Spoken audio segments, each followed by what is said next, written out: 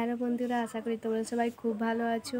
আর আমিও খুব ভালো আছি। বিশ্বজিৎ শর্মিলা চ্যানেলে তোমাদের সবাইকে স্বাগতম জানিয়ে আজকে আবার একটা মিনি ব্লগ শুরু করছি। তো ভীষণ গরম পড়েছে বাইরে, তো ভীষণ রোদ।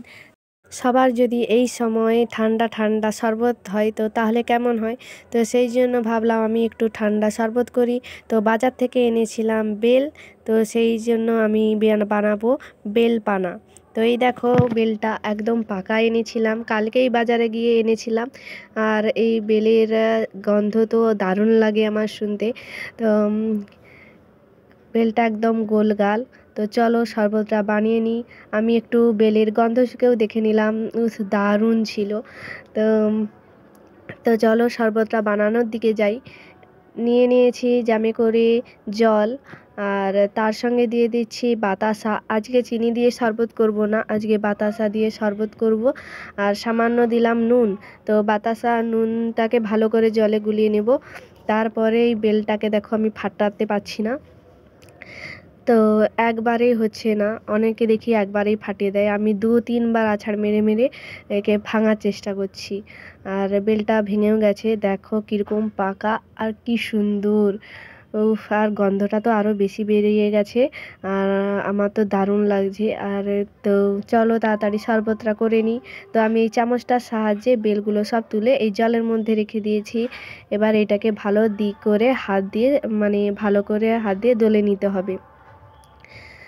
তাই দেখো আমি ভেঙে নিচ্ছি, নিচে বাতাসাও আছে, তো বাতাসাগুলোকেও ভেঙে ভেঙে এটাকে ভালো করে চটকে মাখিয়ে নিচ্ছি, যাতে রসটা একটু মোটা গাঢ় মতো বের হয়। তো এই দেখো আমার বেলপানা রেডি হয়ে গেছে। তোমাদের একটু দেখিয়ে দিচ্ছি চামচ দিয়ে গুলিয়ে, দেখো কেমন হয়েছে অবশ্যই কমেন্ট করে বলো। আর এই বেলপানার সঙ্গে আমি একটা জিনিস অ্যাড করব, সেটা হচ্ছে ঘরে যদি কারো গ্লুকন-ডি থাকে তো সে তোমরা দিতে পারো একটু গ্লুকন-ডি, তাহলে জলটা আরও একটু ঠান্ডা হয়ে যাবে।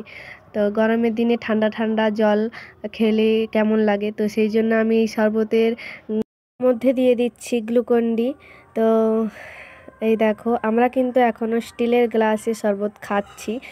কারা কারা এখনও স্টিলের গ্লাস ইউজ করো অবশ্যই কমেন্ট করে বলো। আমাদের বাড়িতে এখনও স্টিলের গ্লাস ইউজ হয়। তো আমি এই স্টিলের গ্লাসে শরবতটা গড়িয়ে বাড়ির প্রত্যেকে খাওয়াবো, তারপরে আমি খাবো।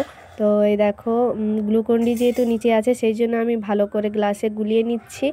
আর এটা আমি বাড়ির সবাইকে আগে দেবো।